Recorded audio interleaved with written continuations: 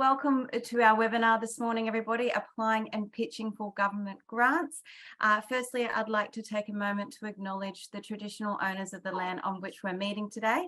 I pay my respect to elders past, present and emerging. My name is Caitlin and I'm from the Queensland Government Mentoring for Growth program. And this program offers eligible businesses free access to business mentors who provide food for thought, insights and suggestions around the challenges and opportunities a business may be experiencing. So I'm excited to facilitate today's webinar. Applying for grants takes so much time and so much effort. So by having a thorough understanding of the process and being fully prepared, it will allow you to have better chances of securing that funding. So today we are lucky enough to have four of our wonderful mentors here today. Firstly, we'll have Alice, who's going to chat about what actually makes a successful grant application. We'll then hear from Frank, who is going to help us understand and decipher those tricky grant guidelines. We'll then have Graham, who's going to help us understand around the actual process of writing an application. And then Scott will wrap us up today with the importance of understanding and delivering a good pitch. We'll have an opportunity for questions at the end of the session. So pop them in the Q&A function at the bottom there and we'll work through them shortly. So that's enough from me. So without further ado, I will pass it over to Alice. Thank you, Alice. Oh, thank you very much, Caitlin, and good morning, everyone. So today, my topic is what makes a successful grant application.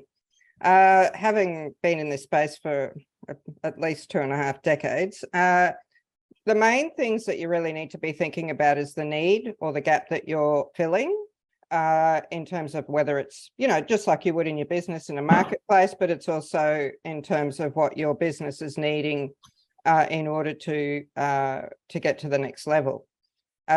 Whether it's a social enterprise business, non-for-profit, but it's what's the need or the gap that you're fulfilling. And how are you going to do that? So what outcomes of the projects or the application will it bring in terms of meeting that need or gap?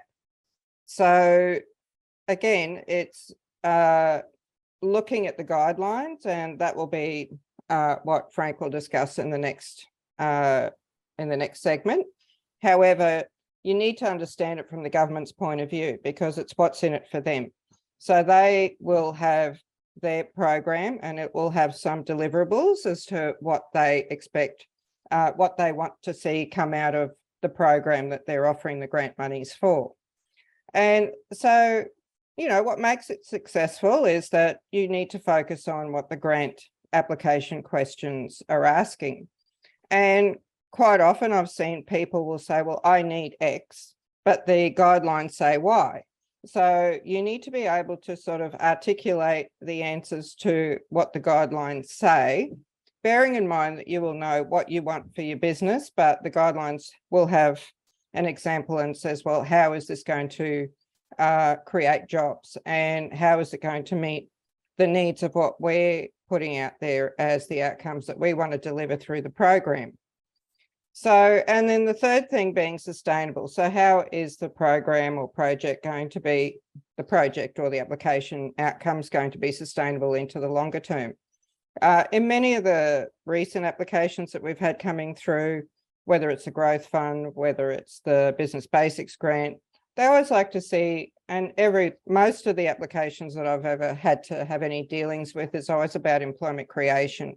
So how is that going to provide some deliverables as a successful outcome by your project?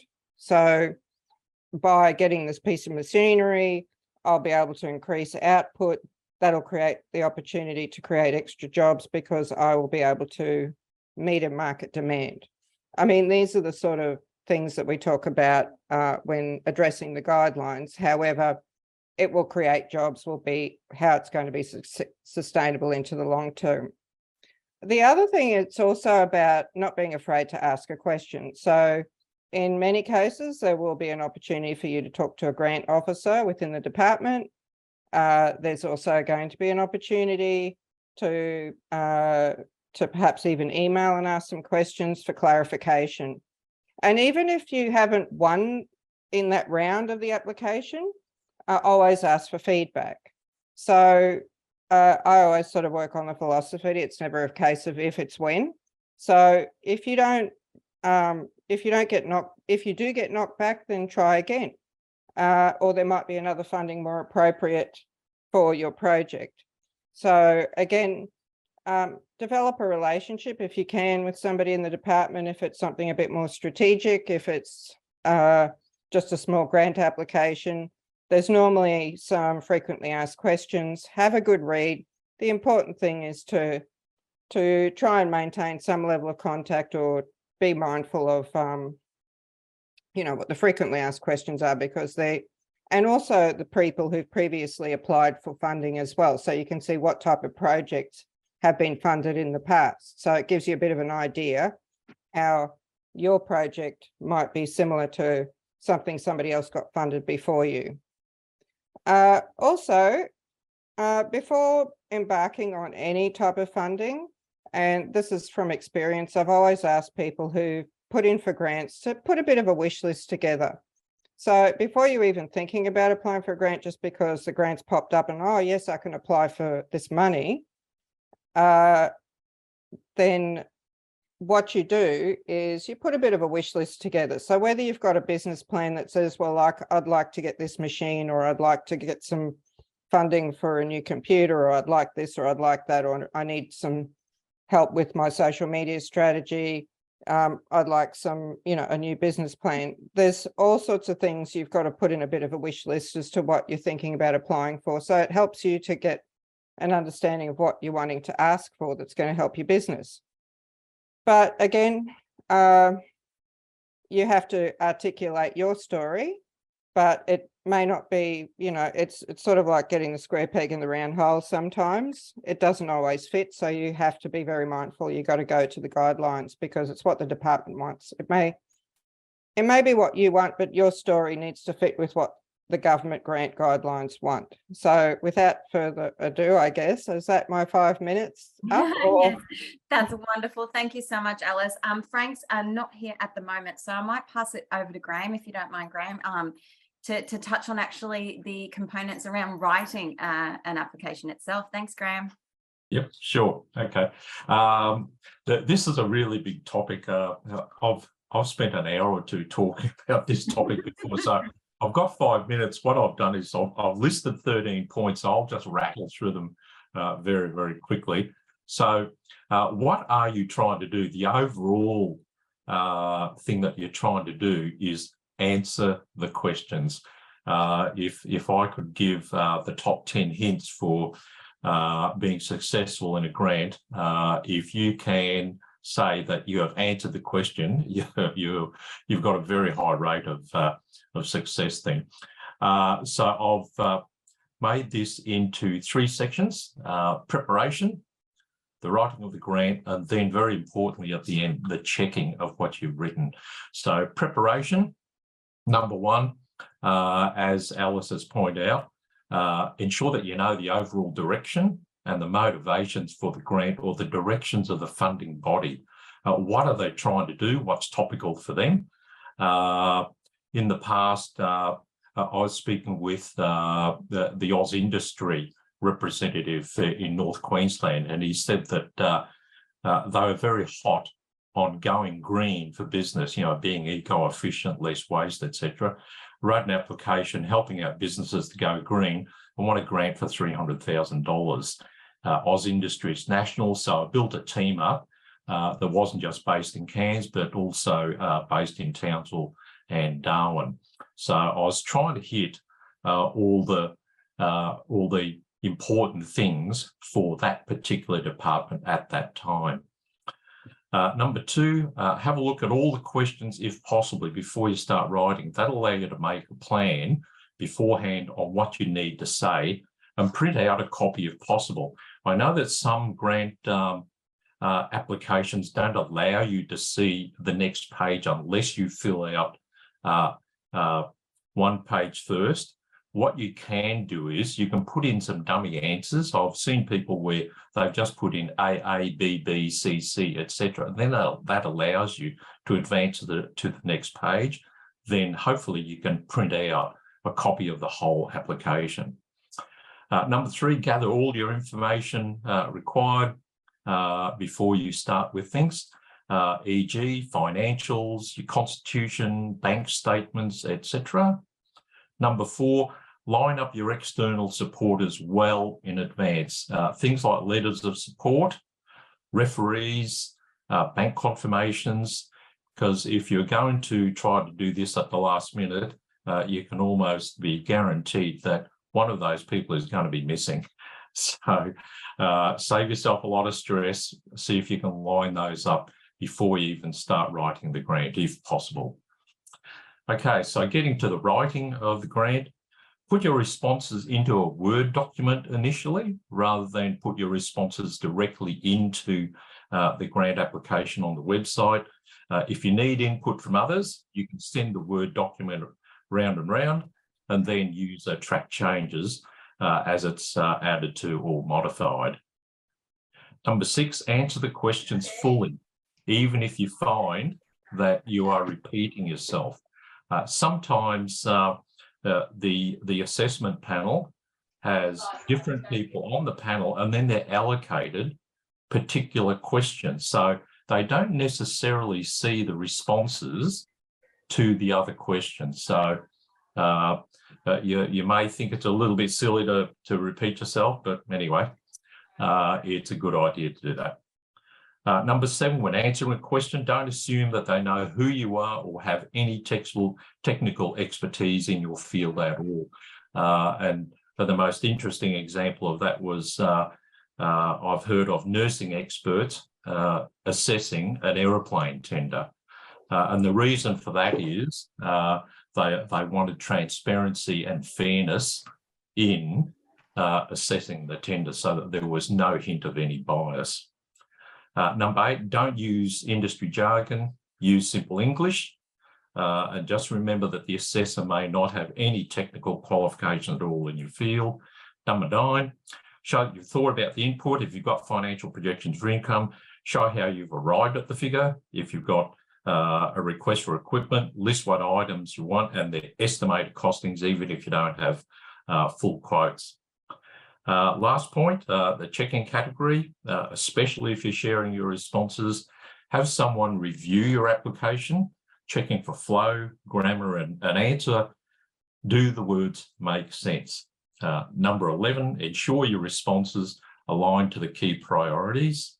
Number 12, recheck your activities or items to be funded will be funded against guidelines. And lastly, ensure you've clearly articulated the start to end picture of the purpose of why you need the money. And that's it for me. I've gone about 30 seconds over that. No, wonderful. Thank you so much, Graham. And Frank, thank you for joining us. You're just on mute there. There we are. Yeah, sorry about that. No, you were all good. Thank you. Thank you for joining us, Frank. So if you'd like to go and sort of touch on what your topic was, which was understanding and deciphering those tricky guidelines, Frank. Thank you. All right. Looking at the grant itself, the most important thing to realise is that understanding what the grant is all about, and that is that it's government money. So because it's government money, it's risk-averse type money. That is, that the government wants to see, the most important thing is that you as a business need to be a safe pair of hands with the grant that's being offered. So it's important here to look at the grant and go, okay, what is the grant trying to achieve in regard to, for example, my particular business? Does the grant, and read the guidelines, does the guidelines fit with what I am trying to do within my particular business itself? So will it achieve the outcome for my business, but more importantly, will the project that I'm looking at actually fit within the guidelines that the government is proposing in regard to this grant particular structure. It's always important to look at where you're located, and that is that both in a local region and also a regional perspective is that both state and local government have economic development guidelines that they're trying to look at in regard to creating a more viable community. So where your business is located and the particular grant that's being offered, can you articulate that the project that you're undertaking will both satisfy what the government is looking for and, more importantly, achieve those outcomes, both for the government and also for yourself. So quite simply is that looking at a grant, look at the regional activity, and more importantly, look at how your particular business can satisfy the criteria of that particular government grant activity. And that's it for me. Great, thank you so much, Frank. And last but not least, Scott, do you want to give us some insight around the whole world of pitching, please? Love to. Thank you, Caitlin. Good morning, everyone, and welcome. Well, pitch. What is a pitch? It's essentially what we've all been doing today for you, relevant to the topics that we've been talking about. But in the context of what we're speaking about today, we're directing it towards applying for government grants and incentives. So what is a pitch? So in this context, it's the verbal story of your business and project and of key aspects of the relevant grant incentive application that you may have submitted. So a pitch essentially is a verbal value add, if you like, which offers the opportunity to confirm your intent regarding the type of government support that you may be applying for. And a pitch, it's also an opportunity to enhance aspects of your written application and to emphasise the likely outcomes and benefits that might result through obtaining the support for your project. But building a story about your business, ourselves, presenting to different audiences, it's effectively something we do every day, almost without thinking. It may be regarding promoting your business to a potential customer, perhaps. It might be that you're recruiting a new employee. It might be talking to the bank manager to borrow some money, establishing a supplier relationship. So we're doing it all the time in different ways. But in all cases, you need to be able to give a succinct and compelling explanation of your business, your product, or your service, and in this case, of your project that you are seeking support for. So why is a pitch important? Well, it's important because it's face-to-face, albeit these days mostly online, as we're doing today. The pitch is important because it personalises your application. It helps to break down any likely barrier of anonymity, if you like, separating you from a pile of paper. It offers an opportunity to promote how beneficial and therefore worthy of support that your intended project could be to the audience that you're directing it to, and invariably that's an assessment panel. So why is it important? Well, it offers the opportunity to explain succinctly what your project is all about and how it's going to help grow your business. And it offers the chance to describe in person and ideally passionately the potential success of your endeavour and perhaps to lessen any risk that may be in the minds of the assessment panel. It's important because it's an opportunity to essentially cut to the chase, to demonstrate your conviction in wanting your project to succeed with the relevant government program support. And the thing to remember in all this is that government or the agency offering support is effectively a short-term investor in your endeavour. So investors, as with customers, suppliers, etc., they want to hear honest story about your business, your product, your service, and particularly in this context, how your project is a valuable support prospect. So I'm wary of time and aware of time and the Q&A coming up. So look, in summation, a pitch is your verbal description of the business, the project, complementing your written application. And your pitch is important because it provides that face-to-face opportunity to highlight your project's value to the audience. And in this case, it'll be the grant assessment panel. Thanks, Caitlin. Thanks, Scott. Wonderful. Okay, so just before we dive into the Q&A part of this session, Graham, could you just quickly go over your points 11 and 12? Some people had a bit of difficulty hearing that. So that's point 11 and 12, please, Graham. You're just muted, obviously. You just muted, Graham. Thank you. Yep, here we go. Okay, point 11. Ensure your responses align to the key priorities. And again, that's a very similar point to what everybody else has been saying. What are the priorities for the grant? What are the priorities for the government? And also to what are your own priorities? Your explanation has to align with what you are trying to say. So that's sort of summarising what the other speakers have been saying. Number 12, recheck your activities or items to be funded against the guidelines. Now, that may seem elementary, but especially if you've got multiple people working on a grant, you can sometimes forget what the guidelines say. When I'm writing a grant, I'll go back to the guidelines probably 5 or 6 times to make sure that I'm on track. It's easy when you're shuffling information around to pop something in, and a number of people can actually be blind to that mistake. So you've always got to check to make sure that everything does align with those guidelines, because it's easy to stray out of them once you get all excited about your grant and you think, look, this is the most wonderful project on earth. So just watch out for those guidelines. Great. Thanks, Graham. Okay, let's have a look at these questions. Scott. Yes. Deborah, is it an obligation to prepare a pitch, or is there a possibility to have a grant without that pitch process?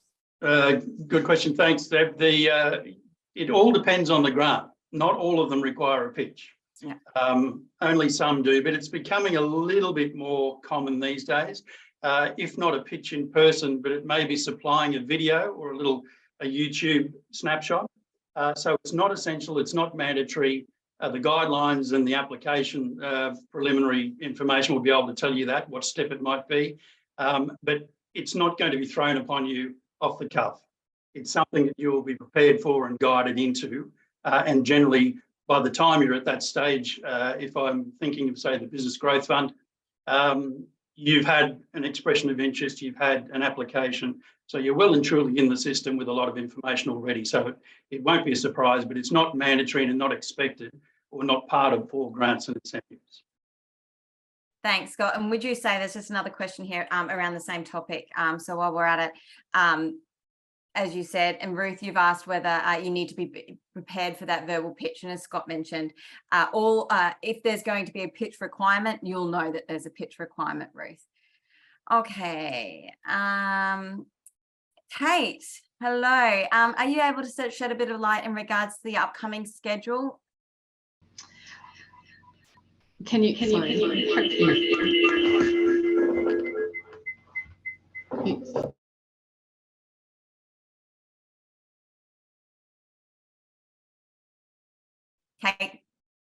Kate's the director from our grants team. Obviously, there's just a little bit of feedback there. So, can you hear me now, Caitlin?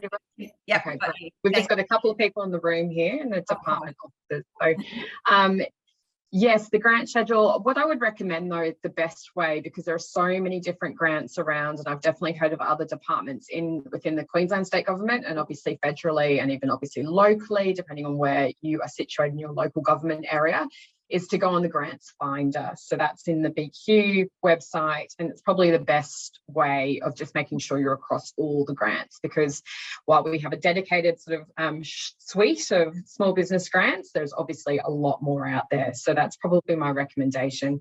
And make sure you're connected to the Small Business Connect newsletter.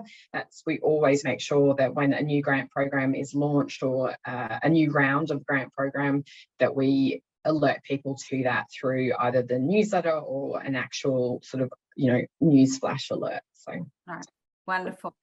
And also, I don't know if this is possible, Kate, but are there any, I would presume it's in successful case studies that's by the department, but is there any spot that they can see the outcomes of previous successful grant applications?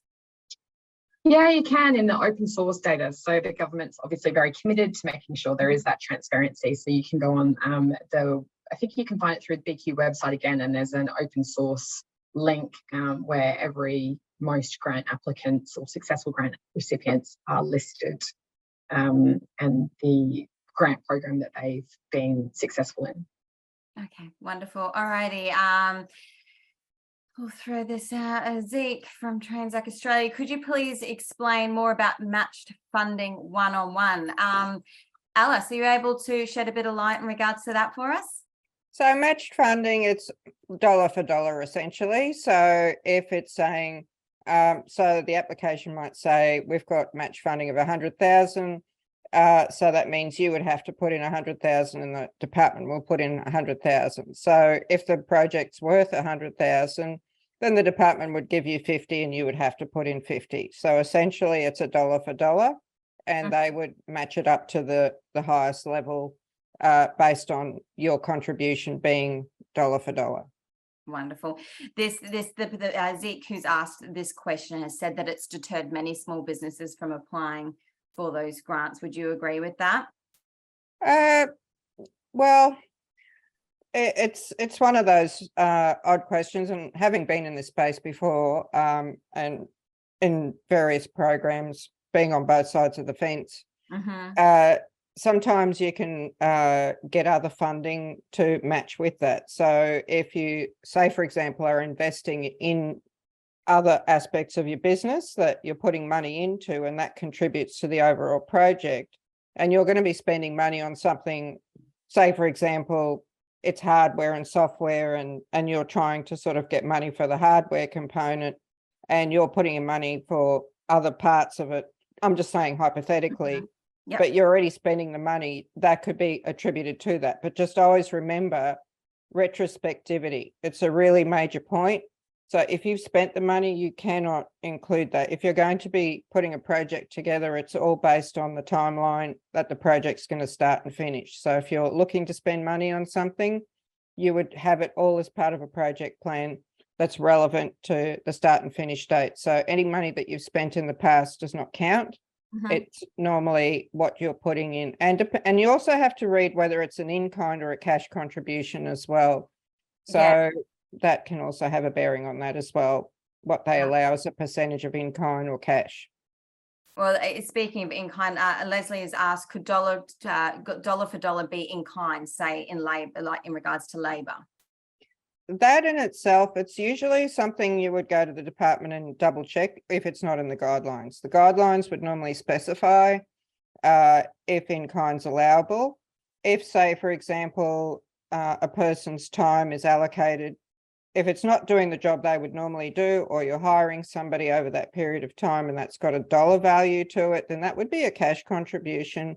If it's somebody internally, so they have to be actually, but that would have to be clarified with the person in the department, because each funding body, each department will view it differently. Yep. Wonderful. Thank you, Alice. Okay, Graham, is it worth employing a grant writer?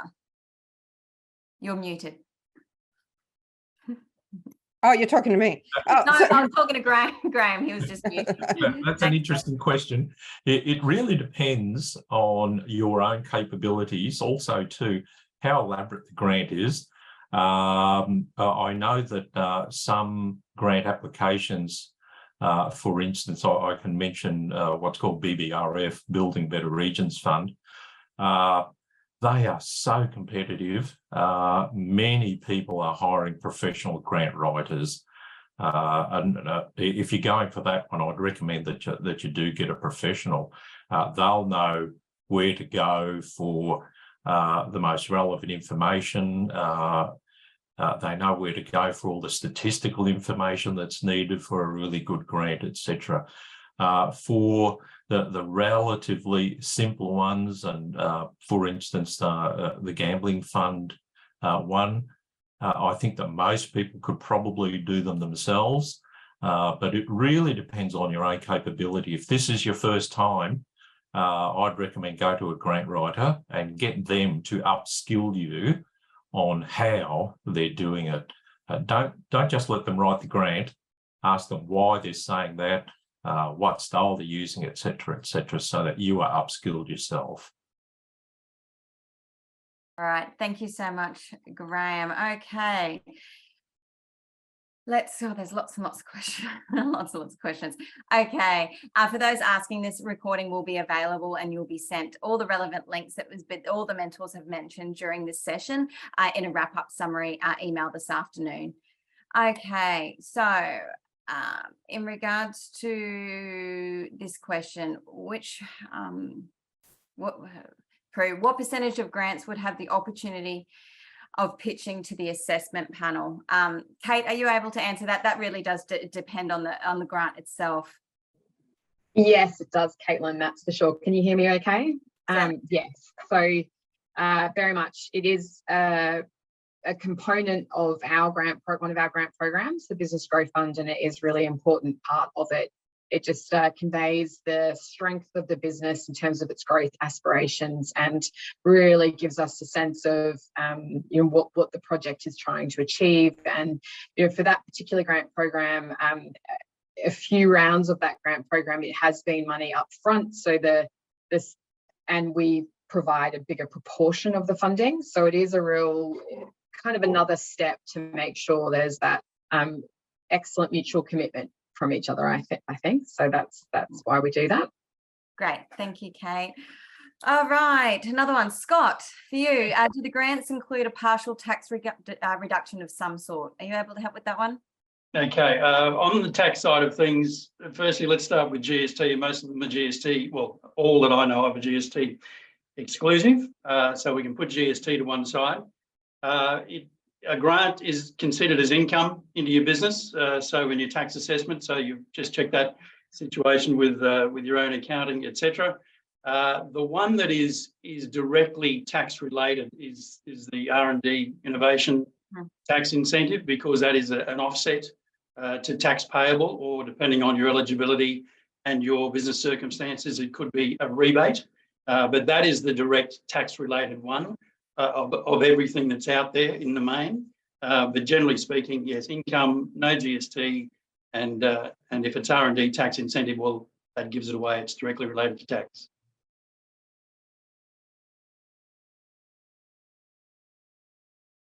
Thank you, Scott. Sorry, I was on mute myself. Okay, my question is around working out the prime motivation of the government with the grant. For example, I applied for a small business grant that was around enabling growth. However, reading the guidelines, it looked like the government focus was actually around creating a job.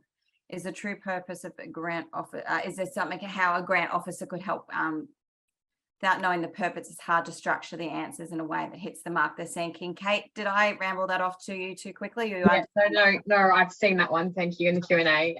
So yes, it depends. Obviously, there's a huge amount of grant programs out there, all with different sort of target cohorts of small business sector in mind.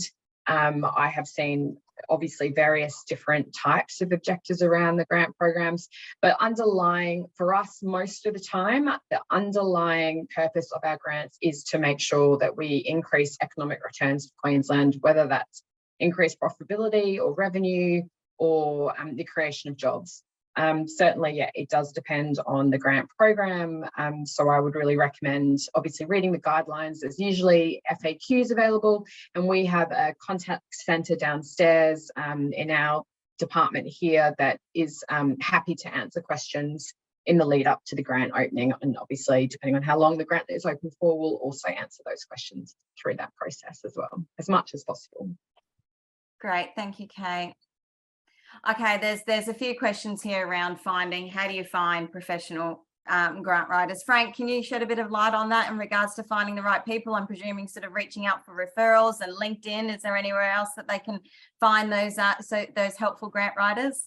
Look, you've got a few people on show today, both Graham, Scott, and Alice. So obviously work in that particular space as well. There are a number of people who are regionally based, and they're on LinkedIn. A lot of them are on LinkedIn. A lot of them, obviously, through the local state government operation, both in the regions, have people or consultants that they work with. Mentoring for Growth is a good vehicle to identify those who you believe as a business you want to get attached to, and usually most regions have a Mentoring for Growth program which local businesses can tap into. I would probably say that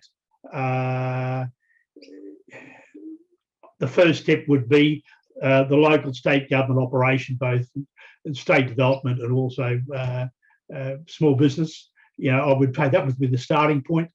And then the local chambers, if you've got in part of the chamber, the chambers are quite good tools to find out, the local scuttlebutt about, as Graham said, about how good the grant writers are. Good place to start as well. But I would go back to the state government departments. Great, thanks so much, Frank. Okay, let's do another one. All things R&D. Scott, can R&D be used for compliance certification of electrical hardware? It's a bit of it.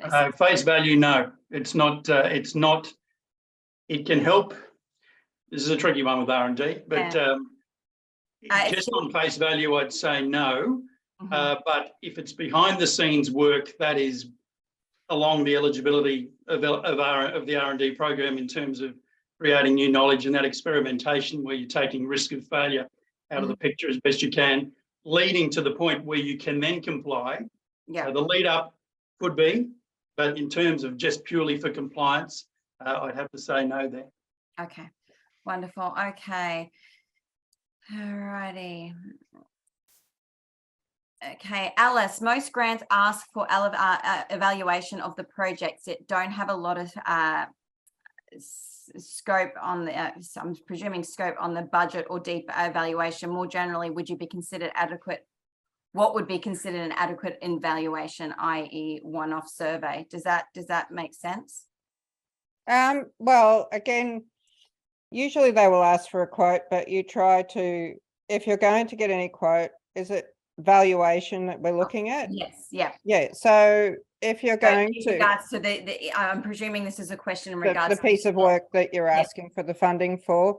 Again, it ties to what the eligible items are for and how it's going to produce the outcome. So in terms of whoever's writing the quote that you're going to attach, because most of the time they will ask for a quote, particularly the state government ones, and even with gambling, they'll ask you for a quote later. So what you say, what you're asking for, needs to be put into that quote. So it needs to align with the application. So whatever you're asking for, as much detail as possible, 2 words to say blah, blah, it's not going to give much information away. So as much detail as possible, outlining what you're providing, what that service or that product or whatever it is, about as much detail as you need to prove that it is an eligible item and that it meets the guidelines. Okay, wonderful. Thank you, Alice. And we have got a fair few questions here in regards to, as I said, the recording, so everyone will have access to that. Also in regards to the relevant links. We don't have lists of grant writers, as Frank mentioned. Reach out to your networks, your chambers, your LinkedIn's, your referral points to get an outstanding grant writer on board. So we don't have any lists of that on the website. Is there any other sort of questions that you'd like? Thank you for the people that have popped through their appreciation. Is there any other questions before we wrap up today's session, everybody?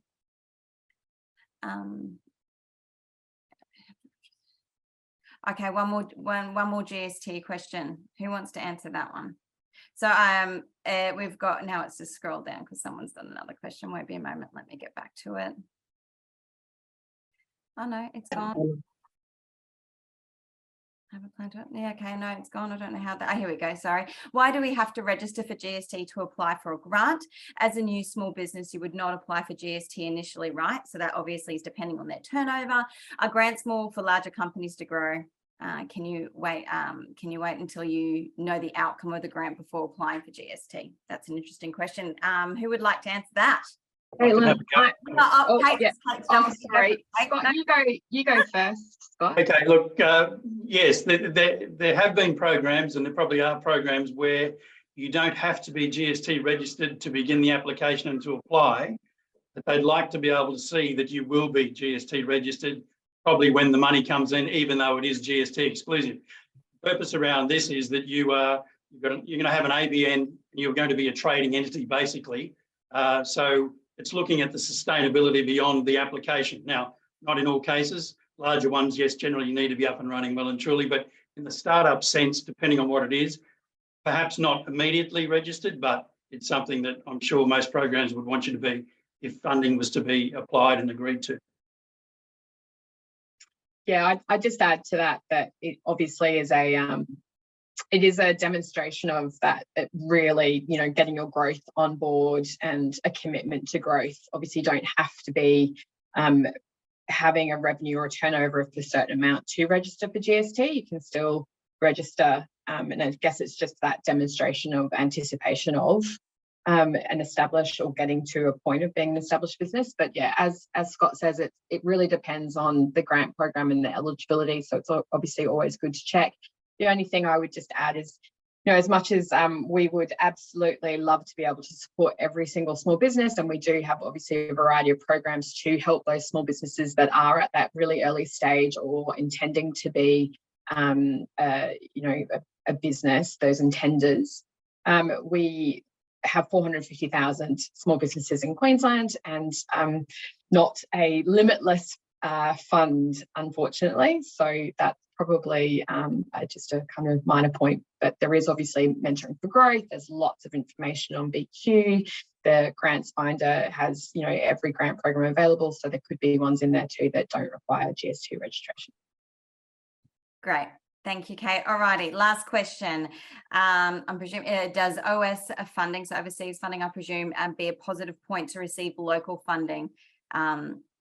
As well as if the outcome is to produce jobs locally, can you receive outsource or overseas funding? That's the last question, Kate. Can you help us with that? I'm presuming that's in overseas funding. I don't know. I'm not sure if maybe that's a question for some of the mentors, actually, Kate, because I haven't seen that particular. Is anybody keen to answer that for us? Have a go. All righty, Scotty, go for it. Well, the others are thinking perhaps, but look, in terms of overseas funding, and I'm not quite sure of the context of the questions being asked, but if there's overseas funding in terms of investment that's bolstering your business here to apply to, then yes, I think that would be considered a positive. Yeah. Because you're matching funding, you're matching government funding or exceeding the match, whatever the case may be. If it is expenditure overseas, that may or may not apply. That'd be relevant to a particular program, but in terms of overseas funding or backing, I don't think that would be considered a negative by any means. Agreed. If the positive results for Queensland as a whole. Wonderful. Okay, well, we have reached our time limit. There's a few questions here that we will take offline. But I'd firstly like to thank our wonderful mentors for taking the time out this morning to come along. Thank you for your insights. Also, we've got a wealth, as Kate mentioned, and we've all mentioned before, we've got a wealth of information available on the business Queensland website that can help everybody wanting to get more information in regards to applying for those government grants. Here is the link to our access to our Mentoring for Growth sessions. So if you feel like you require more support, or if you want to bolster up your business prior to getting it grant ready, please register for a free mentoring session. Our link is there. If you need anything clarified in regards to today's session, please email us. Otherwise, I hope you all have a wonderful day, and thank you for attending.